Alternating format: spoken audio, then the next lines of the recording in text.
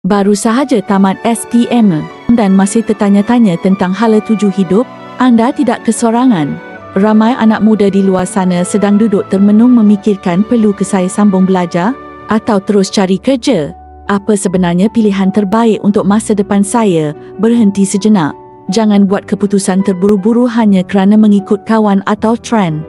Dunia pekerjaan hari ini sangat berbeza. Majikan tidak lagi hanya melihat sijil semata-mata. Mereka mencari individu yang mempunyai kemahiran sebenar dan boleh menyumbang secara langsung. Dalam video ini, saya akan kongsikan 5 pekerjaan paling tinggi permintaan tahun ini dan ia sangat sesuai untuk lepasan yang ingin terus membina kerjaya. Bukan sahaja mudah untuk diceburi, malah pendapatannya juga semakin meningkat dari tahun ke tahun. Mari kita mulakan. Nombor 5, Juruteknik Otomasi dan Robotik. Kilang dan industri pembuatan kini bergerak ke arah otomasi. Mesin moden dan sistem robotik digunakan secara meluas. Namun apabila berlaku kerosakan atau perlu penyelenggaraan, juruteknik otomasi diperlukan. Bidang ini sangat aktif dan banyak ditawarkan di institusi TVET. Gaji permulaan sekitar RM2,000 hingga RM2,800 dan boleh meningkat ke RM3,500 ke atas dengan pengalaman. Peluang untuk menjadi pakar dalam bidang ini juga sangat luas. Nombor 4, Digital Marketing dan Content Creator. Jika anda mahir menggunakan media sosial, tahu cara menyunting video, menulis caption menarik atau memahami trend semasa, anda sudah mempunyai asas penting dalam bidang ini. Banyak syarikat mencari individu yang boleh membantu mereka menjual secara online. Tanpa perlu ijazah, anda boleh berjaya dalam digital marketing asalkan anda mempunyai kemahiran dan kreativiti.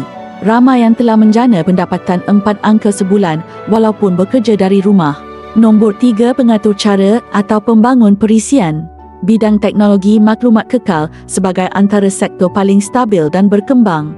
Jika anda berminat dengan teknologi dan bersedia belajar bahasa pengaturcaraan, anda boleh menjana kerjaya sebagai programmer.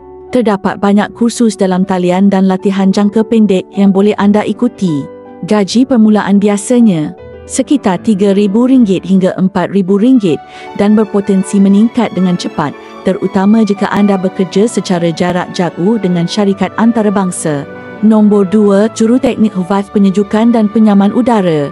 Kerja ini mungkin nampak biasa, tetapi ia sangat penting dan stabil. Sistem penghawa dingin digunakan di hampir semua bangunan rumah, pejabat, pusat beli belah dan hospital. Dengan hanya sijil kemahiran, anda boleh menjadi juruteknik bertauliah dan menjana pendapatan yang lumayan. Gaji permulaan sekitar RM2,000 ke atas dan jika anda mempunyai lesen dan pengalaman, ia boleh meningkat kepada RM5,000 atau lebih. Ramai juga yang akhirnya membuka perniagaan sendiri dalam bidang ini. Nombor 1, Bidang Penjagaan Kesihatan dan Warga Emas.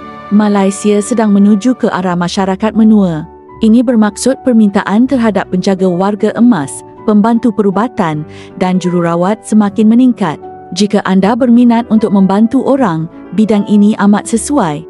Anda boleh menjalani latihan singkat dan terus bekerja. Selain itu, peluang kerja di luar negara seperti Jepun dan Australia juga terbuka luas. Gaji dan faedah dalam bidang ini sangat berbaloi, lebih-lebih lagi jika anda bekerja di luar negara. Kesimpulannya, tidak semua laluan memerlukan ijazah. Yang penting, anda memiliki kemahiran, minat dan kesungguhan. Pilih jalan yang sesuai dengan potensi diri anda dan jangan takut untuk mencuba bidang baharu yang sedang berkembang. Jika anda rasa video ini bermanfaat, jangan lupa tekan butang like, subscribe dan tinggalkan komen kerja manakah yang anda paling minat. Kongsikan juga video ini dengan rakan-rakan atau adik-beradik yang masih mencari hala tuju selepas SPM. Kami akan terus kongsikan peluang pekerjaan, tips temu duga dan panduan kerjaya khas untuk anda.